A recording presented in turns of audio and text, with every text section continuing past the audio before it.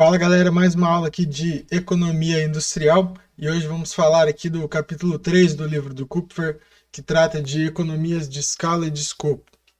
Na introdução desse capítulo, a ressalta ali de que a compreensão teórica dos custos ela vai ser muito importante para a análise do comportamento decisório da empresa, tanto para determinar os preços, ou seja, para avaliar se um empreendimento é economicamente viável, ou seja, se a remuneração dos fatores de produção, dado o preço que a empresa atua no mercado, vai compensar ela a atuar ali sem ter prejuízos. E também na questão da determinante, ela é determinante na barreiras a entradas, né? Ou seja, dependendo do mercado, o preço que atua uma empresa, ele pode servir como barreira a outros concorrentes, ou seja, se uma empresa cobra um preço muito barato e os concorrentes não têm uma estrutura de custos para competir com aquela empresa que seja economicamente viável, aí sim o próprio preço de mercado funciona como uma barreira a outras entradas naquele mercado, né? Ou seja, outras empresas atuando naquele mercado junto, né? Previne uma concorrência. E dado isso, acaba determinando a estrutura do mercado, seja ela uma estrutura mais monopolista, ou no caso, o preço também é importante para determinar uma estrutura de concorrência mais próxima da perfeita, né? O que a gente diz ali, mais competitiva, ou seja, que todas as empresas atuam naquele mesmo preço. E daí a estrutura de custo é importante, porque se o preço é dado, quem vai determinar o meu lucro, se é mesmo viável a minha empresa atuar naquele mercado, vão ser ali os meus custos. Outro conceito importante aqui ressaltado pelo autor é a questão dos custos de oportunidade, que nada mais é do que uma ação que é dado pelo valor da melhor alternativa de alocação dos recursos empregados em tal ação. Ela difere de custos contábeis, né, porque envolve o deixar de fazer alguma coisa para ter aquele resultado que a gente queria, e também indica se a atividade deve ou não continuar. Eu também busquei algumas outras definições aqui de custo de oportunidade para melhor compreensão e eu achei essas daqui. É o benefício que se perdeu de fazer uma escolha em detrimento de outra, é a chance descartada em detrimento da outra, é o valor que você renuncia para tomar uma decisão, é o valor pelo qual você abre mão para escolher outra ação. Então, assim, produzir o bem A é o custo de deixar de produzir o bem B, né? O lucro que você teria produzindo outro bem. Então, essas definições aí englobam a maioria dos conceitos de custo de oportunidade que a gente vai ver nessa disciplina. E aqui no tópico 2 desse capítulo 3, temos aqui a apresentação de alguns componentes básicos do custo. Então temos que o custo total de um produto, dado a sua quantidade, vai ser igual ao custo fixo mais o custo variável, que também varia em relação à quantidade. Dado isso, temos o cálculo do custo médio, que nada mais é do que o custo variável médio mais o custo fixo médio, né, que vai dar ali o custo total dividido pela quantidade de produtos. O custo variável médio, que é o custo variável dividido pela quantidade, o custo fixo médio, que é o custo fixo pela quantidade também, e o custo marginal, que nada mais é do que a derivada do custo total em relação à quantidade. Custo marginal é a variação do custo total ao optar-se por produzir uma unidade adicional de um determinado bem, ou seja, é o custo de uma unidade produzida a mais. E aqui para ilustrar como que esses custos funcionam, temos uma tabelinha aí, se vocês quiserem olhar mais atentamente, vocês podem ver esse exemplo pausando o vídeo, mas de certa maneira estão todos aí os custos que foram apresentados no slide anterior e alguns exemplos ali para a gente ver como que funciona isso graficamente. Então primeiro vamos começar aqui com custos de curto prazo. Eles geralmente têm o formato em U, né, o custo médio variável, o custo marginal e o custo médio. E vamos apresentá-los. Então, a primeira curva ali a ressaltar é a curva de variável médio, que é inicialmente decrescente em resposta ao aumento da produtividade do fator variável, e atinge um ponto mínimo quando então a planta opera com uma combinação ótima dos fatores fixo e variável, e aumenta posteriormente com a resposta da queda da produtividade do fator. A curva de custo médio corresponde à soma das curvas de custo fixo médio e de custo variável médio, Assim como a curva de custo variável médio, a curva de custo médio assume um formato em U, decrescendo inicialmente e atingindo o ponto mínimo ao nível ótimo de operação da planta, e crescendo logo em seguida. Esse formato em U, tanto para a curva de variável médio como a curva de custo médio, reflete a lei dos rendimentos decrescentes, cuja dinâmica ela é descrita naquela tabela anterior. É válido também ressaltar que o ponto mínimo da curva de custo médio, que é esse ponto Q2, ocorre ali à direita do ponto mínimo da curva de custo variável médio, que é o ponto Q1. Isso ocorre porque o custo médio inclui o custo fixo médio e decresce continuamente com o aumento do nível de produção. Após o custo variável médio ter atingido seu ponto mínimo, ele passa então a aumentar, sendo que este aumento é acompanhado pela queda do custo fixo médio, o que leva assim ao custo médio continuar decrescendo, embora o custo variável médio esteja crescendo. Entretanto, o crescimento do custo variável médio passa a ser maior do que a queda do custo fixo médio e, portanto, o custo médio passa a crescer. A curva de custo variável médio, então, se aproxima assintoticamente do custo médio à medida que o nível de produto cresce. Por fim, a curva de custo marginal assume o formato em U, o que também se explica pela lei dos rendimentos marginais decrescentes. É importante observar que as curvas de custo marginal e de custo médio partem do mesmo ponto A.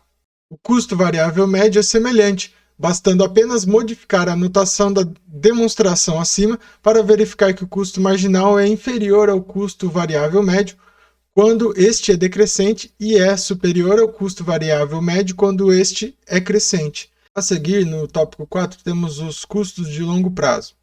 O conceito importante aqui que vai ser falado muitas vezes é o custo médio de longo prazo, determinado por essa sigla aí. Nesse custo médio de longo prazo, por definição, a empresa pode escolher a quantidade de todos os fatores que são utilizados. Uma ressalva aqui, qual que é a diferença de curto prazo para longo e médio prazo? A principal diferença é que no curto prazo, pelo menos um dos fatores de produção ele é fixo, ou seja, tem alguma coisa que não dá para trocar ali. Já no longo prazo, estima-se que todos os fatores podem ser trocados, a localização, os funcionários, o próprio produto que está sendo comercializado. Então essa é uma diferença básica, porque tem negócios que têm um curto prazo e um médio prazo diferente de outros.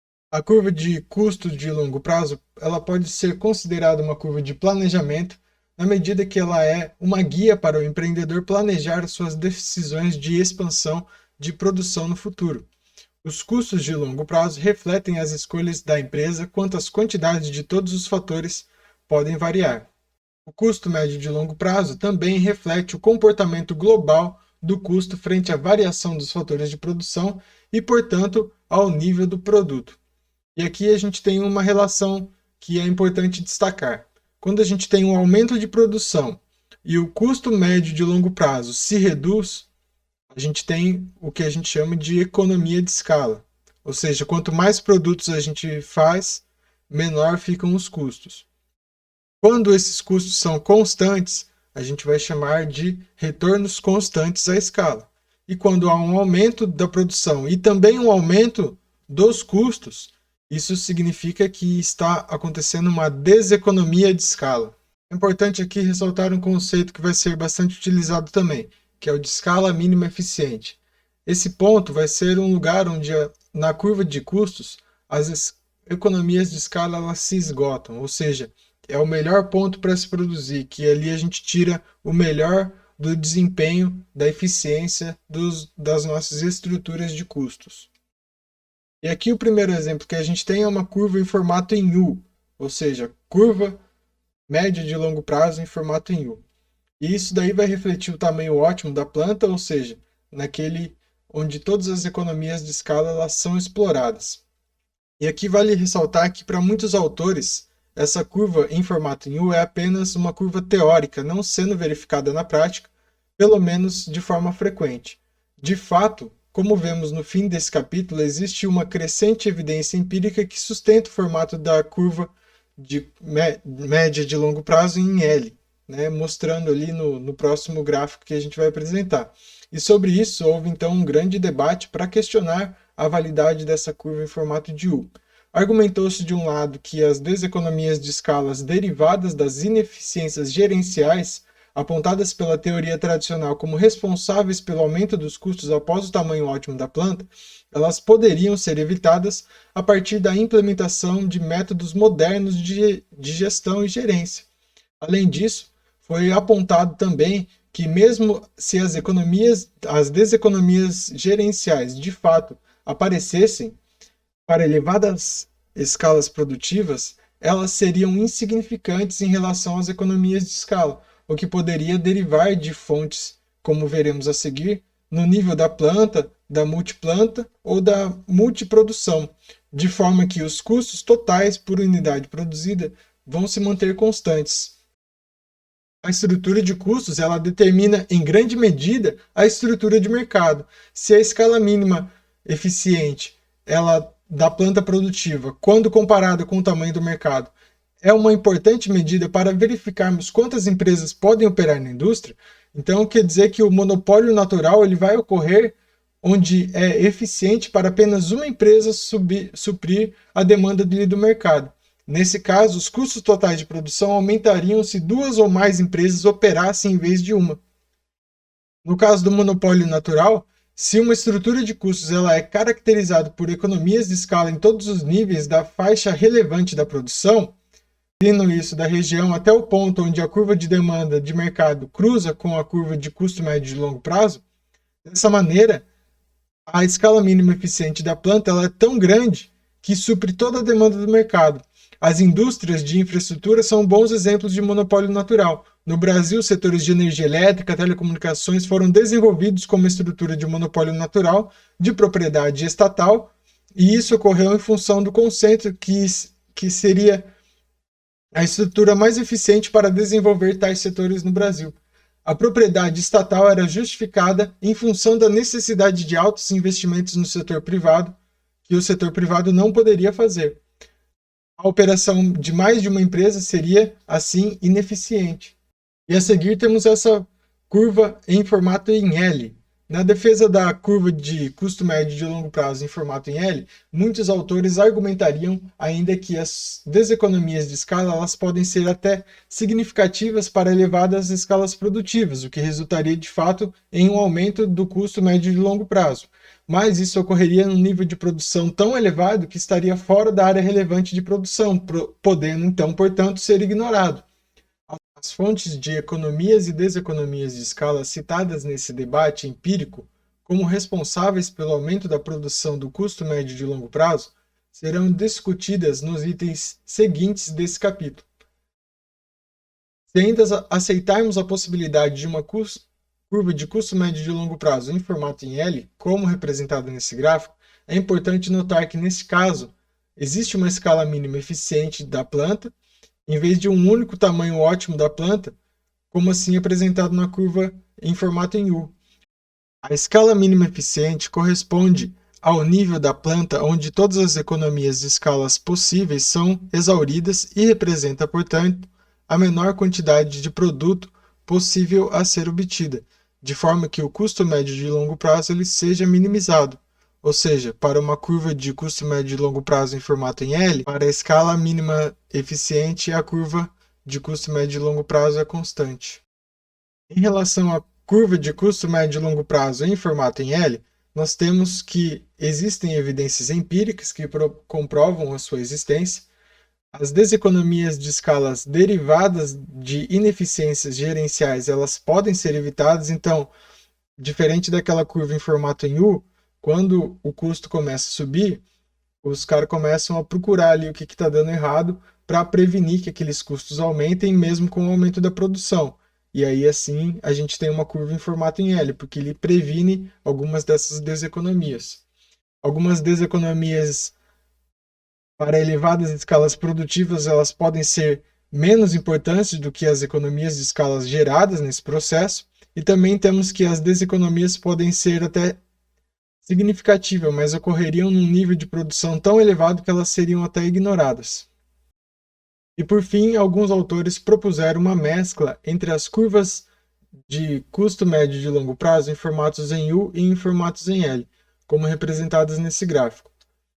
Assim, existiriam economias e deseconomias de escala, respondendo respectivamente pelas fases decrescentes e crescentes da curva de custo médio e longo prazo. Nesse caso, teríamos ali um formato em U, onde no segmento plano da curva, para uma determinada faixa de produção entre esses níveis de Q1 e Q2, as economias e deseconomias de escala praticamente elas se anulariam, né? Ou elas seriam iguais ali, determinando assim uma faixa de custos constantes por unidade produzida. Essa faixa de custos constantes corresponderiam então à existência de uma reserva de capacidade que seria planejada pela empresa de forma a lhe conceder o máximo de flexibilidade na operação sem incorrer em aumentos de custos. Então nós temos que a escala mínima eficiente, ela não tem, né, nessa contraposição um único tamanho ótimo. E temos aí uma mescla dessas curvas de custo médio e longo prazo no formato em U e em L. Então, assim, a gente não tem realmente na teoria econômica um consenso formado entre qual que seria melhor a ser utilizado, né? Nós temos um tamanho ótimo ali que fica entre o Q1 e o Q2, e a diferença ali do Q menos o Q1 seria ali uma reserva de capacidade planejada, ou seja, para a empresa ter uma certa flexibilidade na operação sem incorrer em aumentos de custos médios. Isso para eventuais aumentos de demanda, a empresa já está preparada.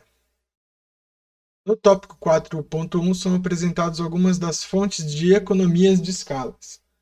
A existência de um segmento decrescente de uma escala mínima eficiente são os pontos comuns nas versões da curva média de longo prazo. O debate empírico anteriormente relatado demonstra não haver um consenso sobre o formato da curva de custo médio e longo prazo. Entretanto, como pudemos observar, em todas as possibilidades de uma curva anteriormente demonstrada havia duas características em comum: a existência de um segmento decrescente, indicando, portanto, a presença de economias de escalas, e a existência de uma escala mínima eficiente, onde as economias de escala se esgotam. Essas características tornam-se propriedades que devem ser mais profundamente examinadas. De fato, existem muitas razões empíricas para acreditarmos que os custos médios de longo prazo eles sejam decrescentes, pelo menos inicialmente, à medida que as quantidades produzidas no longo prazo se elevam, que há um ponto em que as mesmas economias de escala elas se esgotam. E com relação a isso, a discussão sobre estruturas de custos de longo prazo consistem, sobretudo, no exame empírico das fontes de economia de escala e deseconomias de escala, onde xi é a quantidade do fator i, pi é o preço do fator i. As economias de escala são ditas reais se o fator que as explica é o aumento proporcionalmente menor na quantidade média dos fatores produtivos utilizados quando há um aumento da produção. Sendo assim, isso ocorre como nessa função ali. Temos então que as economias de escala reais, pois muito embora a produção esteja crescendo t vezes, a quantidade de insumos utilizados não cresce na mesma proporção, e sim em uma quantidade, né, uma proporção inferior. Um tipo peculiar de economia de escala são as economias pecuniárias. As economias de escalas ditas pecuniárias, se o fator que as explica é uma redução do preço pago pelo insumo que foi utilizado na produção. Nesse caso, os custos da empresa se reduzem, mas não em uma resposta em mudanças reais no método de produção. Vale ressaltar que a redução dos preços de insumo e, portanto, a obtenção de ganhos de economia de escala pecuniária por parte da empresa reflete, em geral, ganhos de economias de escalas reais por parte do fornecedor, uma vez que, quanto maior é a demanda da empresa por fatores produtivos, menores serão os custos para o fornecedor produzi-los e fornecê-los. E aí entramos aqui nas principais fontes de economias de escalas reais. Primeiro temos os ganhos em especialização. Isso já vem lá do caso do Adam Smith, né? Quando o cara que tem uma fábrica de alfinetes resolve fazer uma divisão do trabalho e as pessoas ficam mais especialistas em cada uma das etapas de produção e assim conseguem produzir mais produtos em um menor período de tempo. Então, a maior produtividade resulta ali em custos médios menores. O segundo ponto a destacar é a indivisibilidade técnica, que é observável ao nível da planta produtiva, ou seja, para cada tamanho de equipamento é possível encontrar retornos crescentes até o esgotamento da capacidade. Ou seja, aquela máquina que ela ligada, ela opera no talo, né? Ela opera no melhor das suas condições para a gente ter o produto a um custo menor possível. Temos também essa questão da indivisibilidade, quando, por exemplo, uma empresa aluga um container ou um caminhão para transportar uma quantidade mínima ali de produtos. Então, se ela sempre aloca o máximo desses recursos, ali ela consegue ter um ganho de escala. O terceiro item são economias geométricas, quando a capacidade produtiva de um equipamento são menores do que os custos médios da aquisição associados. E por último, economias associadas às leis dos grandes números. Quanto maior o número de máquinas, proporcionalmente serão menores o número do staff de manutenção e o número de peças de reposição necessário. Isso aí a gente pode ver largamente ali na economia chinesa, né? Onde qualquer tipo de empresa que atue ali no mercado vai ter uma escala de produção muito grande e, consequentemente, um custo muito menor. No tópico 2, temos ali um pouco sobre economias dinâmicas, quando se considera a variação na quantidade produzida no longo prazo. E aí temos o conceito de economias de reinício, que é o setup, né? Quando a maior produção, mais tempo a máquina multitarefa ela opera na mesma regulagem para um produto específico e menor o custo de reinício. Ou seja, tem máquinas que produzem dois tipos de produto, e aí para eu parar a produção, eu produzir e deixar de produzir um e produzir outro, eu tenho que ajustar a máquina. Um tipo de economia de reinício seria eu fazer todos os produtos que estão numa regulagem para depois só regular a máquina uma vez só e produzir os outros produtos. Economias de aprendizado, que nada mais é do que à medida de que a produção aumenta, os trabalhadores eles se tornam mais rápidos e precisos e as máquinas são adaptadas e são feitos os ajustes necessários à produção. É o cara fazendo e aprendendo ali que ele vai ficando mais produtivo. E aqui falar um pouco no tópico 3, desse tópico 4, das economias de escopo. O que é uma economia de escopo? Ela ocorre quando o custo de produzir o bem A e o bem B conjuntamente ele é menor do que o custo de produzi-los separadamente. Então temos aqui essa função que representa isso matematicamente. E uma possível razão para a produção conjunta, isso é, para a produção de mais de um produto na mesma planta, é a existência de economias de escala e escopo, que podem ser definidas como essa função, e isso significa dizer que o produzi-las conjuntamente é melhor do que produzi-las separadas. Isso pode ocorrer porque pode existir um fator de produção comum entre as duas que se adquire uma vez só. Por exemplo, se eu tenho uma marcenaria e eu faço mesas e cadeiras, né? Eu pego a mesma matéria-prima, então compensa eu fazer os dois produtos. Se eu tenho um bar que faz um petisquinho e serve uma cerveja, pô, os dois ali cai bem, então compensa ali, é uma economia de escopo. E também uma questão de exigência de reserva de capacidade, quando ocorre que os insumos eles podem ser compartilhados em vários produtos para uma mesma função do processo produtivo. E por último, complementariedades tecnológicas e comerciais, que seriam ali a fonte mais importante de economias de escopo. Né? São, por exemplo, a Apple, que estamos ali produzindo celulares, por que não fazer um computador? Por que não fazer um tablet, né? Que já aproveita ali as condições tecnológicas e comerciais que está fazendo para produzir um bem, já produz os outros também. No quarto tópico, temos ali economias ao nível multiplanta. E algumas razões e fatores que explicam a operação multiplanta são apresentados. Primeiro são economias de duplicação, que nada mais é do que a adição da capacidade produtiva ao longo do tempo para acompanhar o crescimento do mercado, ou seja, a economia vai crescendo e aí eu faço outras fábricas para produzir aquele meu produto e assim eu começo a ter ganhos de escala. Outro fator importante é o custo de transporte, a redução de custos de reunião de insumos e distribuição de produtos. Isso ocorre, por exemplo, quando a gente está vendendo bastante, e aí compensa comprar um caminhãozinho, compensa fazer um contrato de longo prazo com uma empresa transportadora, e aí a gente tem ganhos em relação a custos nesse sentido.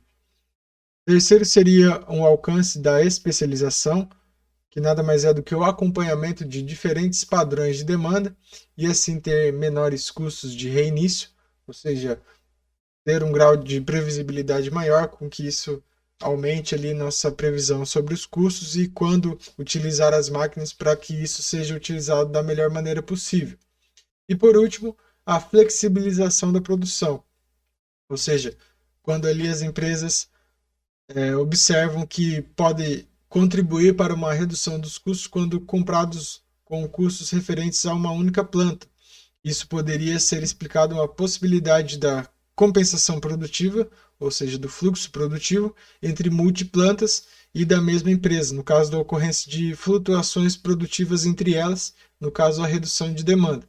Ou seja, uma empresa tem várias plantas e uma delas não compensa fabricar muito e ela compensa utilizando a produção das outras. E para finalizar, alguns conceitos aqui sobre deseconomias de escalas. E teremos aqui a questão de deseconomias de escala referentes ao custo de transporte, ou seja, quando eu tenho uma pizzaria e de repente eu fiz lá uma promoção e aí eu vendi pra caramba e o cara que eu contratei ali para entregar as pizzas não tá dando conta de entregar a minha quantidade produzida, e aí a pizza acaba chegando atrasada ou chega com erro, e isso me impõe custos, né? Também a questão ali, às vezes, de eu ter uma quantidade mínima necessária para colocar dentro de um transporte viável. Então, essas questões aí são deseconomias de escala, que chega num ponto que o aumento da minha produção vai aumentar o meu custo médio de longo prazo. E, por último, temos ali as deseconomias gerenciais, que é o caso de, por exemplo, se eu estou dando uma aula para 50 pessoas e daí o dono da faculdade resolve aumentar a quantidade de alunos para 100, para 200, para 300 pessoas, vai ter uma hora que eu não consigo controlar a classe ali, o pessoal começa a ficar mais disperso, eu não consigo falar tão alto o suficiente para que todo mundo consiga ouvir, ou mesmo um gerente de um negócio que de repente ele tem muitos funcionários e aí existe um custo de monitoramento que se começa a perder tempo para verificar se as pessoas que você contratou para fazer aquilo que elas estão fazendo mesmo.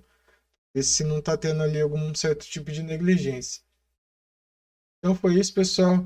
Deixe suas dúvidas aí, os seus comentários, suas sugestões e até a próxima aula.